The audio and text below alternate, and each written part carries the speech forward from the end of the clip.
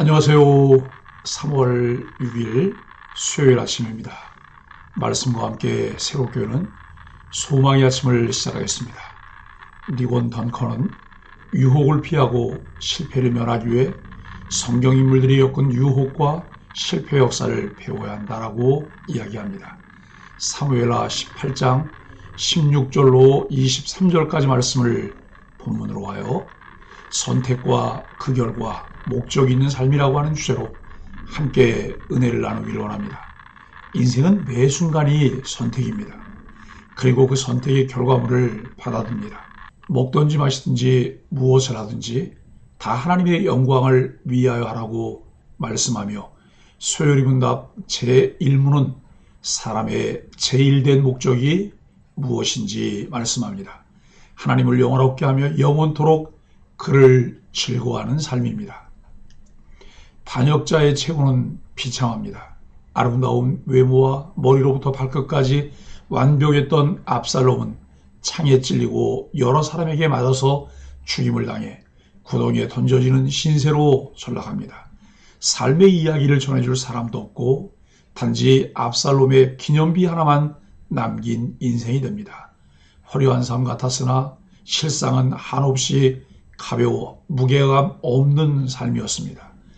인생을 덮는 포장지에 불과한 외적 화려함보다 영원한 생명, 영원한 것을 따를 수 있는 바른 선택은 하나님을 바로 아는 지식과 신뢰하는 믿음에 의해서 이루어집니다. 우리가 목적이 이끄는 삶을 통해 바른 선택과 그 결과를 만들어내야 할 이유는 한량없는 하나님의 은혜를 입은 자이기 때문입니다. 요압에게 처참하게 살해당한 압살롬은 습속에 아무렇게나 매장되었습니다.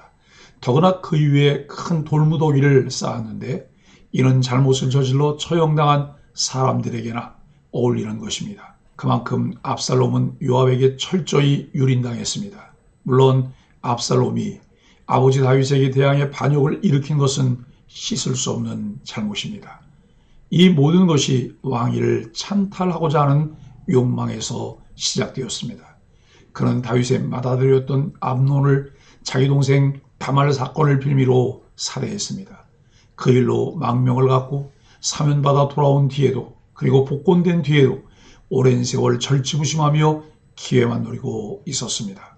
압살롬은 이스라엘에서 첫 왕위 계승이라는 영예에 눈이 멀어 아버지를 배반하고 심지어 아버지의 후궁들과 동침하는 일도 서슴지 않았습니다.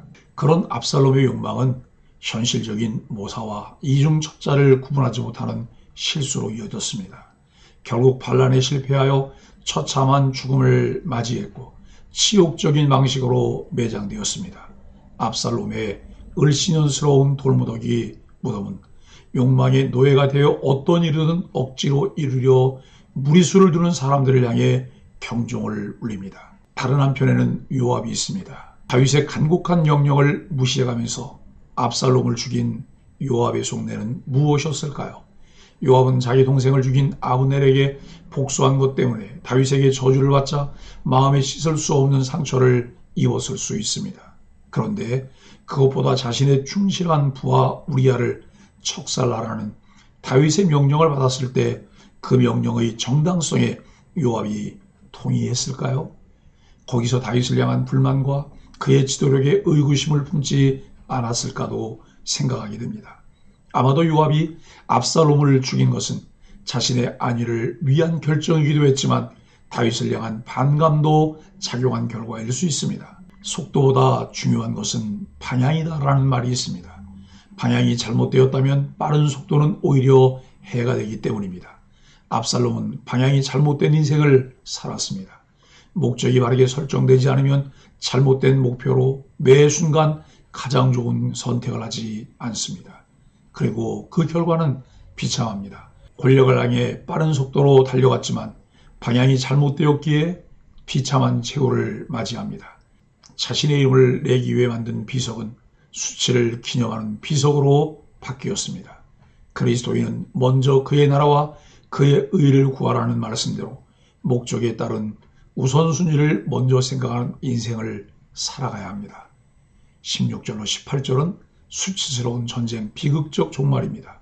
요압은 나팔을 불어 전투를 그치게 합니다. 반란의 주동자인 압살롬이 죽었기 때문입니다. 한 사람의 탐욕이 수많은 생명을 잃게 만들고 나라를 혼란에 빠지게 했습니다. 하나님이 허락하시지 않은 것을 가지려는 것은 탐욕이고 탐욕은 잘못된 방향입니다. 그리스도인은 자기 욕망에 사로잡힌 자가 아니라 성령에 사로잡힌 자로 살며 생명을 살리는 일에 헌신해야 합니다. 압살롬은 비참한 최후를 맞이합니다. 변변한 무덤도 없이 큰 구덩이에 던져집니다. 그의 쌓아 올린 돌무더기가 그곳이 압살롬의 무덤임을 나타냅니다.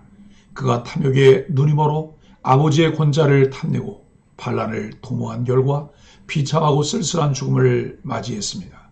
매 순간 무엇을 선택하느냐에 따라서 그 결과는 달라집니다. 죄성을 가진 인간이기에 더욱 하나님이 주신 말씀을 묵상하며 계시 의존적인 삶을 살아야 합니다. 압살롬은 중간에 멈춰야 했습니다. 그러나 그러지 않았기에 반역자로 이름을 남겼습니다. 그리스도인의 삶은 좁은 문으로 들어가는 삶입니다.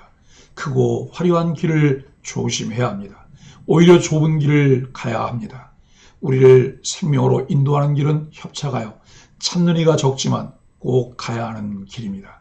압살롬은 생전에 자신의 이름을 내기 위한 비석을 만들었습니다.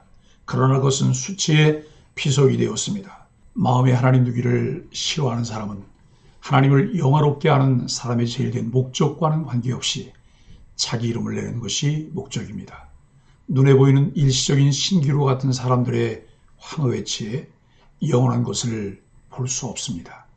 그러나 그가 볼 수 없었던 하나님은 악인의 계획을 막으셨습니다. 하나님은 자신의 이름을 내려는 그에게 오히려 수치스러운 죽음으로 심판을 받게 하십니다. 사람이 마음으로 자기 길을 계획할지라도 그 걸음을 인도하시는 이는 여호와 하나님이심을 기억하고 하나님을 인정하고 신뢰하는 삶을 살아야 합니다.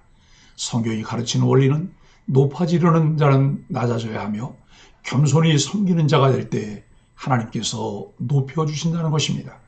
19절로 23절은 낭보인가 비보인가. 사독의 아들 아히마아스는 다윗 왕에게 승전보 전하기를 원했습니다. 하지만 요압이 허락하지 않았습니다. 전쟁 중에 압살롬도 죽었기에 다윗에게는 슬픔의 소식이 될 것이기 때문입니다. 그러나 아히마아스는 요압에게 재차 요구합니다. 아히마아스는 그저 순수한 마음으로 승리의 소식 전하기를 원했습니다. 무엇인가를 바라는 마음이 아니요 기쁨의 소식을 전하려는 선한 마음입니다. 순수한 동기와 선한 마음이 바른 방향입니다. 아히마아스의 반복된 간청에 요압은 결국 허락합니다. 아히마아스는 기쁨으로 달려갔습니다. 기쁨과 선한 마음이 동기가 되어 달릴 때 그보다 먼저 출발했던 구스 사람을 앞질렀습니다. 참된 가치를 추구하려는 선한 마음을 가진 자 되도록 늘 하나님의 은혜를 구해야 합니다. 기독교 신앙은 억지로 하거나 관여에 의한 것이 아닙니다. 거저 주신 하나님의 한량없는 은혜를 깨닫고 발견한 사람들이 하나님의 뜻에 동참하려는 참된 헌신으로 이루어지는 행위들입니다. 그곳에는 기쁨과 은혜가 있으며 그것이 동기가 될 때 땀 흘려 수고하면서도 즐거움과 감사가 있습니다. 바른 신앙적인 자세를 가질 때 하나님이 맡겨주신 일에는 기쁨과 평안이 있습니다. 인생을 살아가면서 바른 목적의식을 갖는 것만큼 중요한 것이 있을까요? 바른 목적의식을 갖지 않을 때 돌아가거나 낭패를 보게 됩니다. 압살롬은 왕자임에도 불구하고 잘못된 선택을 하면서 인생이 꼬였습니다. 순리와 하나님의 주권에 순종하며 따르려는 자세로 살 때 무리수를 두는 인간적인 선택을 하지 않습니다. 사랑하는 소망의 가족 여러분, 사람에게 한 번 죽는 것은 정하신 일입니다.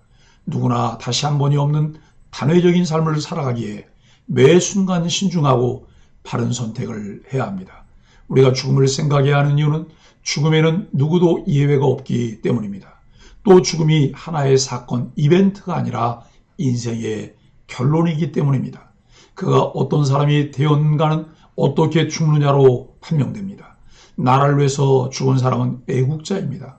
돈을 사랑하다 죽으면 수전노이고 주님을 위해 죽으면 순교자입니다. 어떻게 태어났고 어떻게 자랐는지도 중요하지만 이보다 더 중요한 것이 어떻게 죽느냐입니다.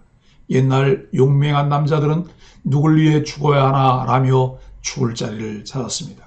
자기 생명을 바칠 만한 사람, 주군이나 대의 명분을 찾으면 죽을 자리를 찾았다고 기뻐했습니다. 삶의 의미를 죽음과 연결해 생각했기 때문입니다. 주어진 시간, 나는 뭘 하다가 죽지라는 질문에 답을 하며 살아야 합니다. 진지하게 죽음을 생각할 때 지금 주어진 삶의 가치를 더욱 분명하게 알고 오늘을 후회 없이 살 수 있습니다.